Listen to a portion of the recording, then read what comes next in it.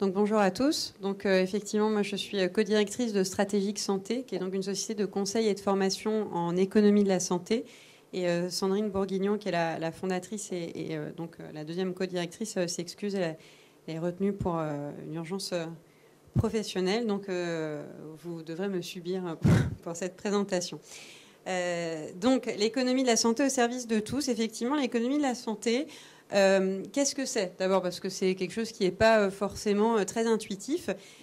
C'est une science économique, puisque ça reste de l'économie, appliquée à la santé, et donc qui a un objectif principal, c'est apporter des éléments d'aide à la décision dans le domaine de la santé.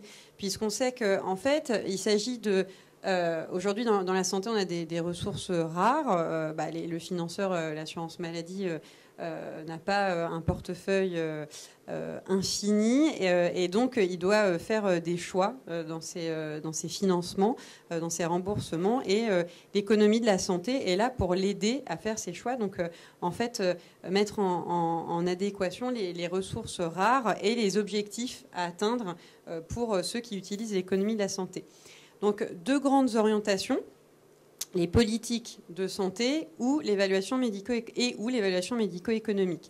Donc les politiques de santé, c'est quoi? Donc on utilise l'économie de la santé dans les politiques de santé pour aide à la décision sur des choix de santé publique, une organisation du système de santé, financement du système de santé. Donc ça peut être par exemple une agence régionale de santé qui ferait appel à une société effectivement de consulting en économie de la santé pour l'aider à prendre des décisions sur telle ou telle politique publique à mettre en place.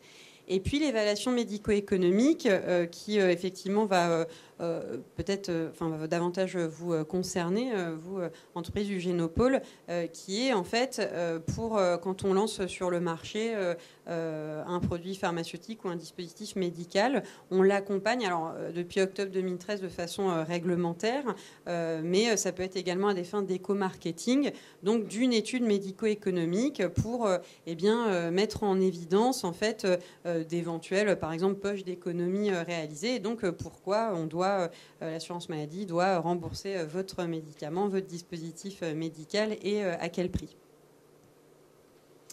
Donc nous avons 5 pôles d'expertise, donc le market access, les études médico-économiques qui vont quand même être assez liées, les politiques de régulation.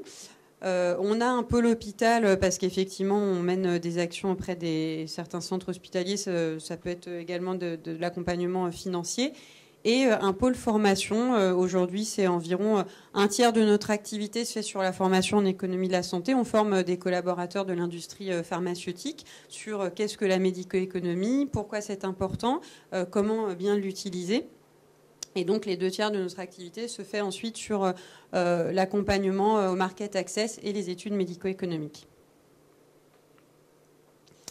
Donc, nos clients, c'est effectivement les industriels de santé, médicaments et dispositifs.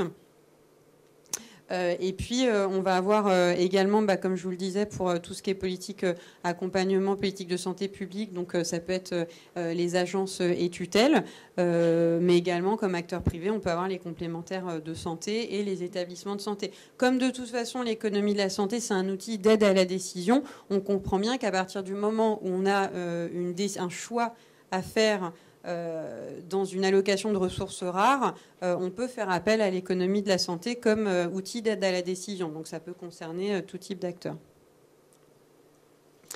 Alors, je vous ai dit rapidement tout à l'heure qu'effectivement, les études médico-économiques étaient devenues maintenant obligatoires, puisque en France, on a en fait un process de market access qui est différent en fonction de qu'on veut commercialiser un médicament, un dispositif médical, ou créer un nouvel acte. Et donc, effectivement, alors vous êtes peut-être plus ou moins familier avec ces procédures. Mais par exemple, si on prend l'exemple du médicament, donc le médicament doit d'abord franchir la barrière de l'ANSM pour avoir son autorisation de mise sur le marché. Ensuite, elle passe au niveau de la commission de transparence, donc de l'AHS, qui va définir le SMR et l'ASMR, donc amélioration du service médical rendu. Et puis, si votre médicament, si vous prétendez à un ASMR, une amélioration du service médical rendu de 1 à 3, eh bien, vous devez désormais... Et si vous prévoyez un chiffre d'affaires avec votre médicament de plus de 20 millions d'euros dans les 2 prochaines années, donc on imagine bien que c'est très vite atteint, eh bien, vous devez produire une évaluation médico-économique qui va être lue par le comité, Nicolas, CES, l'acronyme comité. Voilà, c'est ça. Comité d'évaluation économique et de santé publique. Justement, on aime bien les acronymes et du coup, on a tous du mal après à les développer. Et donc, ce comité va étudier en fait une étude médico-économique. Donc, nous, on est là en accompagnement en fait des industriels qui doivent produire ces études médico-économiques. Mais vous voyez bien, voilà, que cette évaluation de l'efficience, depuis octobre 2013, elle est inclue, voilà, réglementairement. Aujourd'hui, les laboratoires ou les entreprises qui veulent commercialiser des dispositifs médicaux doivent désormais produire cette étude médico-économique. Et donc, ça doit se réfléchir en amont.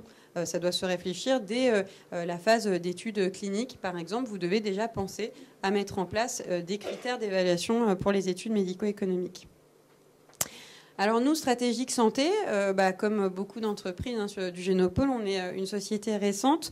Elle a été d'abord créée en septembre 2011 par Sandrine Bourguignon, qui est absente aujourd'hui, sous forme de IRL. Et puis l'activité se développant, je l'ai rejoint moi, au Capital en novembre 2012.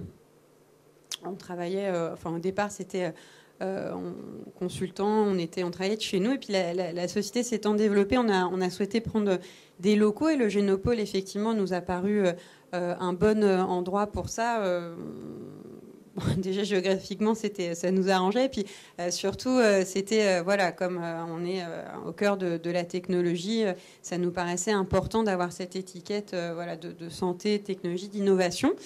En octobre 2013, je suis arrivée en co-gérance. Et puis en novembre, on a augmenté l'effectif de la société avec donc maintenant Nicolas qui est ici présent, qui est pharmaco-économiste, et Igor Beitia, qui est en clientèle aujourd'hui et qui est économiste de la santé senior et docteur en virologie.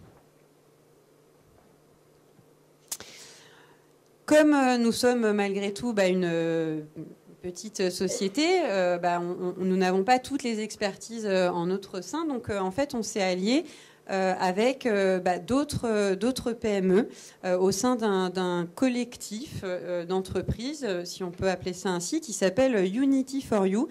Et donc, en fait, on est capable aujourd'hui, si vous voulez, de proposer une solution de travail vraiment personnalisée à nos clients et qui va de la biostatistique pharmacovigilance avec notre partenaire Capionis, mais également avec notre partenaire CRO.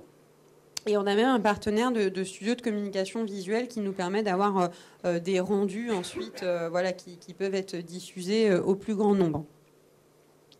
Et donc tout ça on a une charte qualité, on fonctionne avec ces gens-là de façon très habituelle et en toute confiance. Donc on peut afficher maintenant toute, si vous voulez, la chaîne de valeur du market access, mais avec un point d'entrée commun qui est Stratégique Santé, donc qui simplifie grandement pour vous, pour nos clients, la gestion de leurs projets.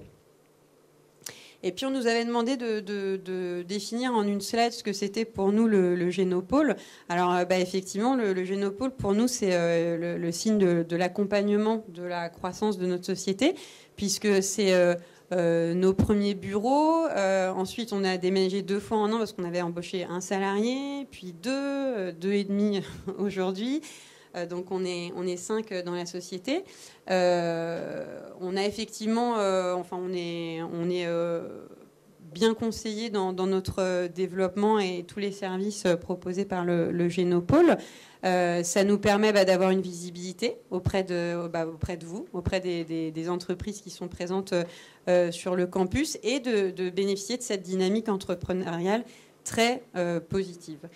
Donc, si vous souhaitez en savoir plus, comme j'ai compris qu'on était un peu juste sur le timing, en savoir plus sur l'économie de la santé, sur ce que l'on pourrait vous apporter en termes de market access, d'éco-marketing ou même d'obligations réglementaires, si vous avez un DM, un médicament voilà, à commercialiser prochainement, nous tenons, Nicolas et moi, à votre disposition au repas qui suit. Merci.